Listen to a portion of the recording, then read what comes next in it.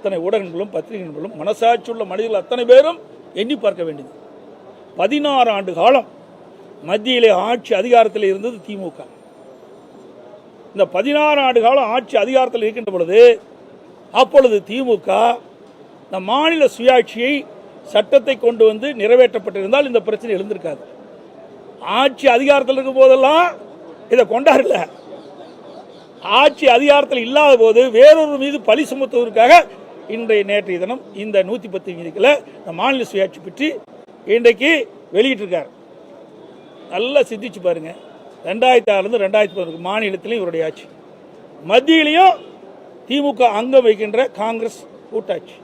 அந்த காலகட்டத்திலேயாவது கொண்டு வந்து மாநில சுயாட்சி நிறைவேற்றிக்கலாம்ல. ஏன் நிறைவேற்றலாம்? அதுதான் எங்களுடைய கருத்து, எங்களுடைய ஆதங்கம்லாம் அதுதான். ஒரு வாய்ப்பு கிடைக்கின்ற பொழுது தமிழ்நாட்டு மக்களுடைய நலன் சார்ந்த பிரச்சனையை நிறைவேற்றிக்கலாம். அதை தவற விட்டுட்டீங்களே. இப்போ அடுத்த ஆண்டு தேர்தல் வர இருக்குது.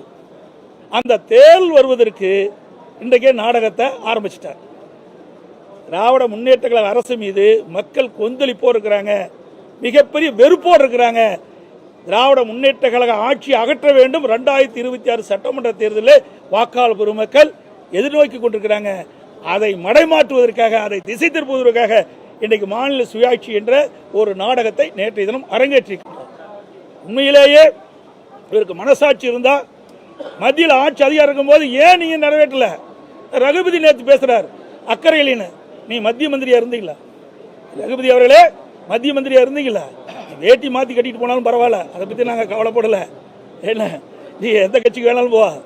ஏன்னா அதிமுக என்ற இரவு பகல் வராமல் தொண்டர்கள் உழைத்து ரத்தத்தை வீரையா சிந்தி அவரை எம்எல்ஏ ஆக்கி மந்திரி ஆக்கினது அதிமுக.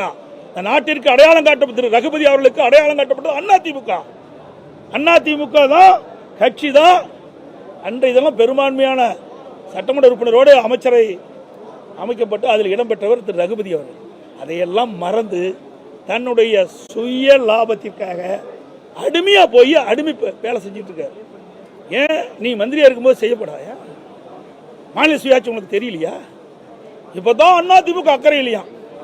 எப்படி கண்டுபிடிச்சிட்ட? பச்சோந்தி இப்படி எல்லாம் நாட்டில் எப்படி மக்கள்லாம் இருக்கிறாங்கன்னு எனக்கு தெரியல.